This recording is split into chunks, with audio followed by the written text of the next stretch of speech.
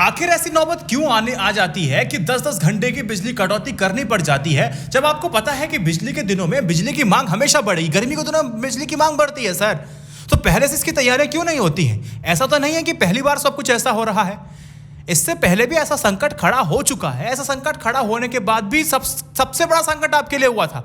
लेकिन सबसे बड़ी दुख की बात आपके लिए यह होनी चाहिए कि हमने पूर्व के संकटों से कोई भी सबक नहीं लिया है। इसी का नतीजा है कि इस बार फिर से देश के ज्यादातर हिस्से अंधेरे में डूब रहे हैं और लोगों के पसीने छूट रहे हैं। 3-3 दिन तक लाइटें नहीं पहुंच रही हैं, लोग ऑफिस का काम नहीं कर पा रहे हैं, सब कुछ खत्म हो रखा है, लेकिन आपके कान पे जू नहीं रह रही है। यहाँ स्टेट वर्सेस सेंटर चल रहा है। देश के छोटे बड़े मिला करके लगभग 16 राज्यों में करीब 2 से 10 घंटे की कटौती की जा रही है और अप्रैल में अचानक गर्मी के गेयर बदलने से बिजली की मांग तो बढ़ेगी सर, और बढ़ भी जाती है। ये पिछला भी बताता है आपको आंकड़ा। अब अचानक से जब डिमांड बढ़ी तो स्थिति खराब हो गई है। 28 अप्रैल को देश में बिजली की मांग ने अपना सर्वोच्च स्तर 204.65 मेगावाट को छू लिया था, जो 7 जुलाई 2021 के 200.53 के रिकॉर्ड स्तर से अधिक है। अच्छा देखो, विशेषज्ञ यहां तक कह जा रहे हैं कि मई में बिजली की मांग 220 मेगावाट तक जा सकती है। ऐसे में अगले महीने करीब 15 घंटे तक कटौती होगी। उसके लिए आप लोग तैयार हो जाइए। साफ तौर पर चेतावनी दी जा सकी है। और ध्यान रहे, जनता कुछ नहीं देख रही है, मस्त मगन है। देखो, देश के बिजली घरों को कोयला सप्लाई करने की जिम्मेदारी किसकी है? कोल इंडिया की है, कोल इंडिया की है, केंद्र सरकार की भी है। कंपनी के अनुसार देश के बिजली घरों को प्रतिदिन 16.4 लाख टन के कोयले की सप्लाई की जा रही है, लेकिन कोयले की मांग 22 लाख टन से अधिक पहुंच चुकी है। कोयला खदानों से दूर स्थित 173 पावर प्लांट में से 106 प्लांटों के पास 0 से 25% कोयला ही शेष बचा है। ये वही जो प्लांट है ना, वही जो प्लांट खदानों के काफी नजदीक है, उनके पास भी 80% से कम कोयला की कमी है। अब कोयला की कमी को देखते हुए रेलवे की मालगाड़ियों की संख्या को 10% से बढ़ा करके 400 के पार पहुंचा दिया गया है। कोयले की कमी के कारण देश के कई राज्यों में पावर प्लांट बंद होते जा रहे हैं दोस्त। लेकिन एक्चुअल डाटा कहता क्या है, यह समझिए। पावर प्लांट में कोयला की कमी होने की सबसे बड़ी वजह यह है रूस और यूक्रेन की जंग। इस जंग के चलते कोयले के दाम में बढ़ोतरी हुई है। ऐसे में सरकार ने रशिया और दूसरे देशों से कोयले की आपूर्ति कम की है, जिसके चलते इस साल कोयले के कुल आयात में भी कमी हुई है। गैस की कीमतों में बढ़ोतरी हो रही है, जिसकी वजह से बिजली की जो किल्लतें हैं वो लगातार बढ़ती जा रही है और इसके लिए जिम्मेदार बताया जा रहा है। सिर्फ इतनी जिम्मेदारी नहीं है सर, बहुत सारी बेवकूफियां भी हुई हैं, वो समझिए। बिजली घरों में कोयले की सप्लाई की जिम्मेदारी कोल इंडिया और केंद्र सरकार पर होती है। ऐसे में गैर भाजपा शासित राज्यों ने केंद्र पर दबाव बना करके भी रखा हुआ है। ऐसे में देखो, दिल्ली की बिजली कभी भी गुल हो सकती है। ऐसे में सीएम अरविंद केजरीवाल ने तो मेट्रो, ट्रेन और अस्पतालों में बिजली कटौती की वार्निंग भी दे दी है। बिजली की समस्या को लेकर केंद्र और राज्य के बीच में पलटवार चल रहा है, लेकिन राज्य कह रहे हैं कि उनके पास बिजली नहीं है। और भाई केंद्र सरकार क्या कहती है? वहीं केंद्रीय ऊर्जा सचिव हैं, नाम है उनका आलोक कुमार जी।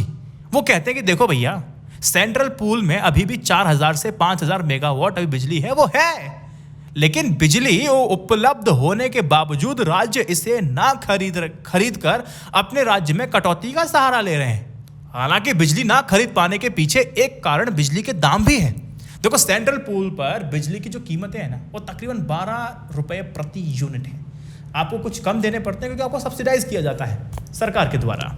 देखिए, एक बात ध्यान रखिएगा, राज्यों के कोल इंडिया पर बकाया आपको हैरान कर सकता है।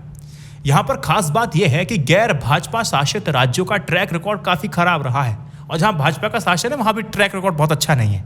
कोयला मंत्रालय के एक आंकड़ा अगर मैं आपको बताऊं तो उसके अनुसार देश के सबसे बड़े राज्य जैसे महाराष्ट्र एवं पश्चिम बंगाल और राज्य के पावर प्लांट देश के सबसे बड़ी कोयला उत्पादक कंपनी कोल इंडिया से कोयला तो खरीदते हैं, खरीद लिया, लेकिन भैया पेमेंट भी तो करना पड़ेगा।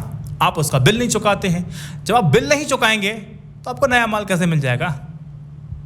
अच्छा, ये सारी बातों को सुनने के बाद ना आप ये कहेंगे कि देखो यार, एक तरफ तो बिजली संकट के लिए अब तक कोयला उत्पादन में कमी की बात कही जा रही थी, और जबकि हम दूसरी तरफ देखें, जो केंद्र सरकार की तरफ देखें, तो देश में कोयला की कमी नहीं है, ऐसा दावा कर रहे हैं ये लोग।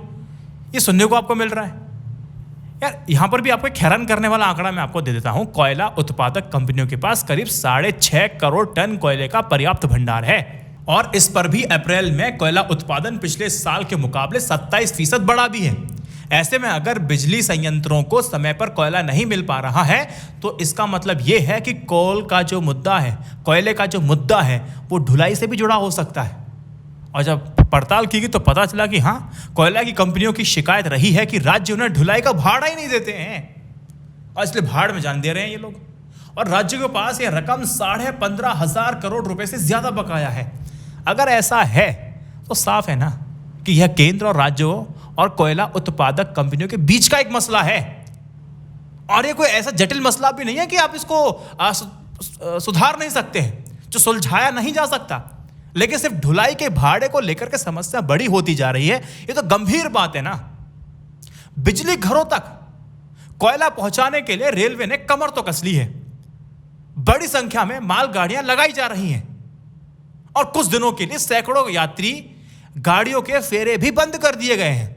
ठीक है, ताकि मालगाड़ियों के लिए रास्ता बिल्कुल साफ रहे। ऐसा ना हो कि मतलब एक्सप्रेस भी खड़ी है और पैसेंजर गाड़ी खड़ी है लेकिन मालगाड़ी नहीं जा पा रही है। अगर रेलवे ऐसी चुस्ती पहले दिखा देता तो शायद बिजली घर का एक दिन या फिर एक हफ्ते का कोयला बचा होने का रोना ना रोते। इस बात से इनकार नहीं किया जा सकता है कि बिजली की कमी से कहीं ज्यादा बड़ा संकट कोयला, रेल और बिजली मंत्रालय में तालमेल की कमी साफ तौर पर दिखाई देती है।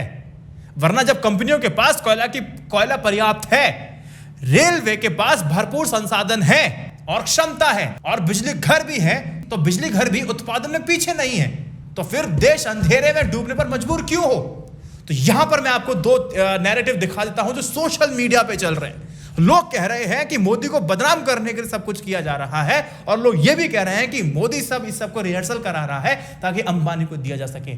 मैं लोगों के स्क्रीनशॉट आपको नहीं दिखा सकता क्योंकि प्राइवेसी का मामला है, लेकिन उन्होंने क्या बोला यह मैं आपको बता देता हूं दोस्त।